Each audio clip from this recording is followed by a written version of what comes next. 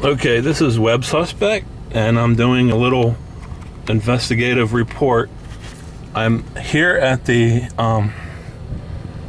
Social Security field office that's on this requisition form for the 740,000 rounds of 357 ammo, which is very suspicious because, number one, Social Security doesn't have a paramilitary force.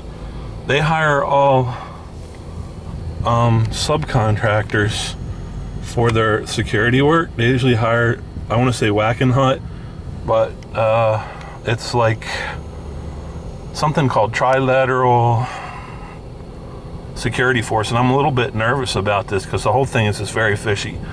Lately I heard they're using something called ProGuard security service, and I'm sitting here and the security guard is hanging outside and somebody's smoking a cigarette. She doesn't know I'm here, so that's real good. Somebody else is talking, and I'm not going to stay here very long, but this is the cZar Permanente building. It's not part of the regular Social Security field office, and they have overflow offices that they use. There's another security guard. This one I've seen another field office a while back. It's kind of like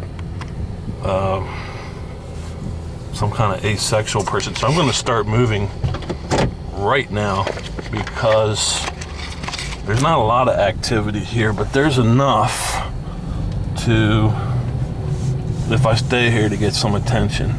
But this used to be a super fresh, and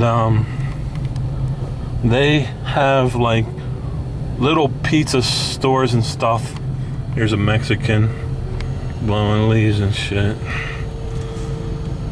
I can't get a job, but he can have one, and his brothers and sisters. And yeah, this has just got like little stores and stuff on it where people can get like a pizza or whatever.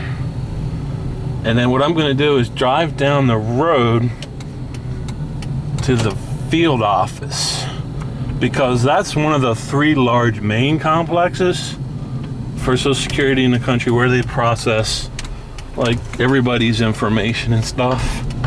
It's just a huge building. It was bought under the Roosevelt administration. I have more information on it, but not on hand. And it's something like an 8,000 acre site. It's huge. You're gonna see how big it is. And they typically get other sites for overflow. But this building here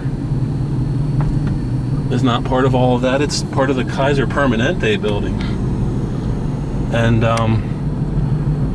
I've been researching this requisition for the 174,000 rounds of ammo, and it's like a lot of 357 ammo, and I don't know anybody that even shoots that. Usually most law enforcement agencies shoot 9mm. Baltimore City Police was shooting Glocks and cZars, and then they went to 10mm, and they spent a huge amount of money just to go one size bigger.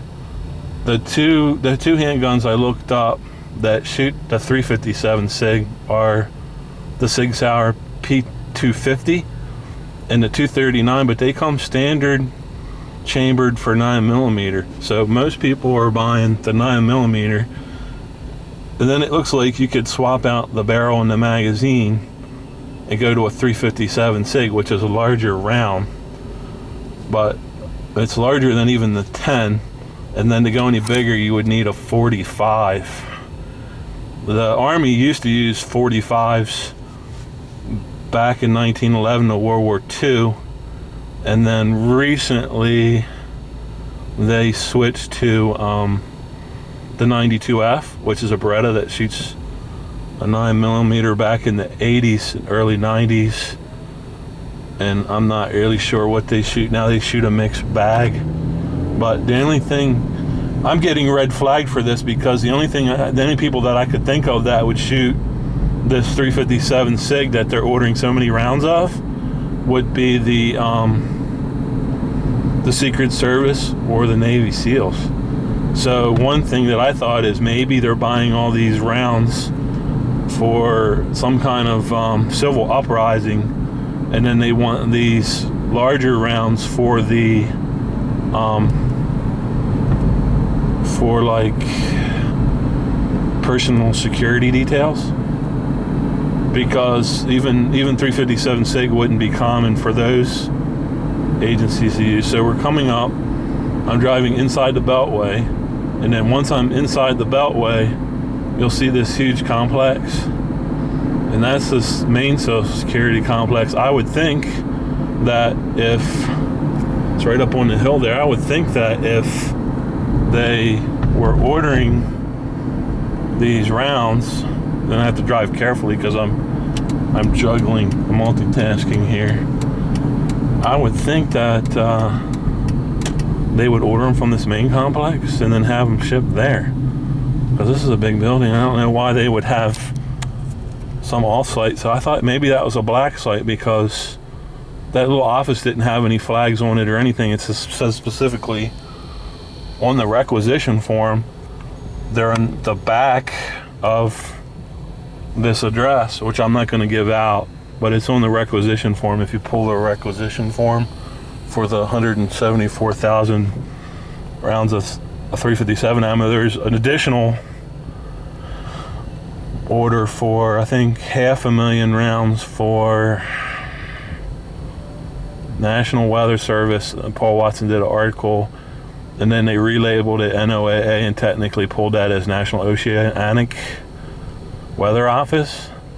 They want like 500,000 rounds, which is really odd. They, you know, I don't know why they would need. So I think these are maybe CIA black sites, and they're going to order this ammo. But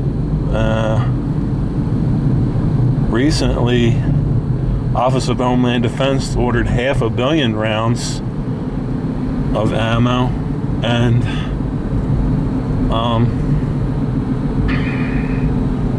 so I don't understand why these other agencies wouldn't pull through Office of Homeland Defense, because if they need additional security here at the main field office, they do have embedded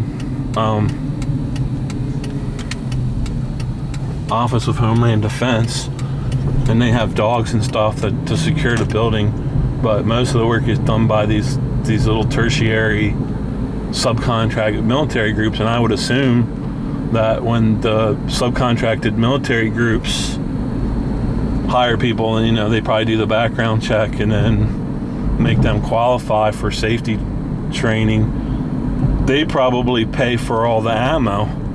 So I don't even think the government would be involved for buying that ammo. This is the backline entrance for this building. Most people don't know about it, and this will allow me to drive behind the building and videotape it without encountering the people that I'm talking about.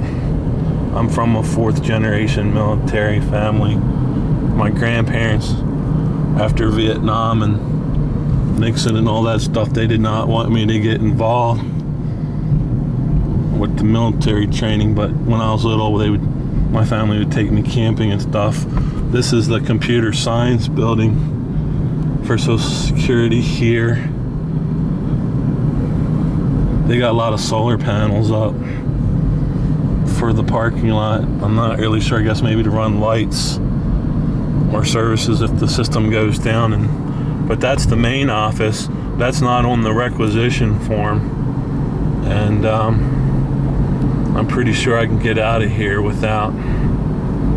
I have to rely on my excellent memory to get out of here. There's a service entrance. It's like kind of like maintenance spot or something, and a lot of acreage. Like I said, this was all bought under the Social Security Act, and it's something like 1,000 or 8,000 acres, and they could put other government offices here, but it's just kind of nice. It's like green grass. There's an empty lot here that's just mowed for no reason, and I see a service lot in there, so there could be something back there. Down here they have some houses and stuff, So I think this is kind of like the end of it, because they got like a little housing complex down here towards the end. But I don't know. I mean, what do you think? Everybody's saying, well, you know, they're just going to shoot that in training, but really you only shoot like 50 rounds for training, and then you only need like 10 to qualify. You know, you just have to be able to hit the target 8 times out of 10 or whatever to get your concealed carry permit here in Maryland. And so I don't know why they would need so much ammo. I was talking about it to somebody today, and they said they were hunkering down, but they don't really have the resources to hunker down unless they pulled Army people into there and gave them ammo or something. But the Army people would have their own ammo. Somebody made a speculation that this is all CIOP, and then this ammo will be shipped to some country like Burma or North Korea to create insurgencies like Al-Qaeda did with Afghanistan during the 80s. But sometimes it's just a matter of getting the right answer that you're looking for, is just asking the right question. So this is my investigative report. I'm gonna put it under Websuspect. I think I might start a media group. Most of this stuff I do on a shoestring budget, and then other people, they have thousands of dollars coming in for this.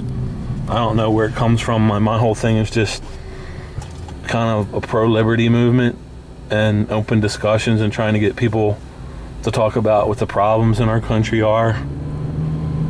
You know, I got a friend who drives a taxi. He does a radio show. He was all interested about it, but I haven't contacted him. But, you know, if you watch this video, let me know what you think. Have some intelligent discussion.